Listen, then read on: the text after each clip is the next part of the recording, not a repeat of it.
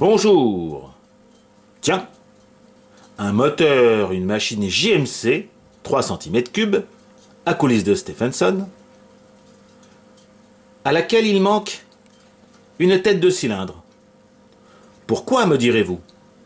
Eh bien parce qu'il m'arrive une mésaventure peu banale.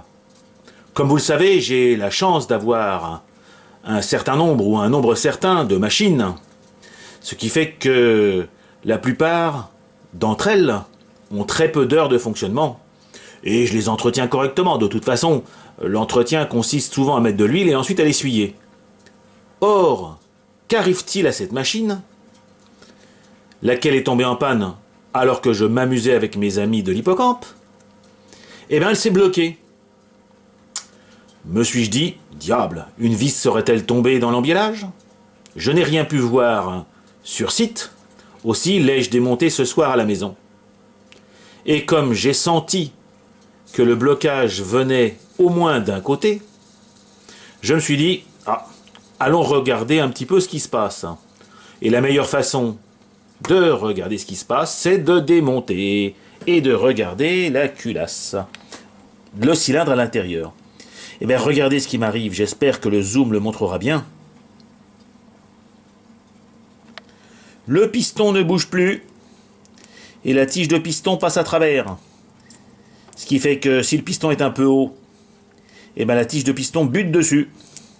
Et là, il se trouve qu'elle est rentrée dedans.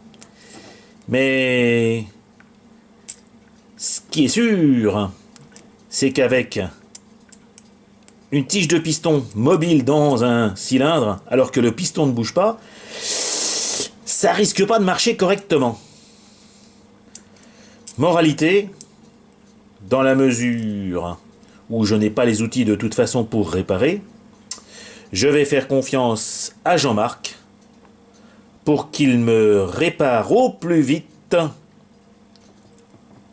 cet incident, j'appelle ça un incident, que je trouve extrêmement original et tout à fait incompréhensible. Parce que je ne vois pas quels efforts j'aurais pu faire soumettre à cette machine pour que ce cylindre décide de me lâcher. Voilà, donc une mésaventure qui prouve que dans le monde de la vapeur, nous avons toujours de nouvelles surprises, bonnes ou mauvaises. Voilà. À côté de ça, c'est une formidable petite machine. Vous la voyez, c'est celle du Léchala, qui a quand même fonctionné le matin de manière tout à fait satisfaisante. Donc, c'est pas grave.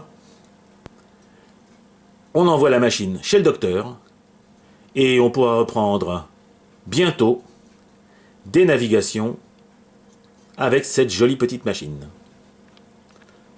Au revoir les amis!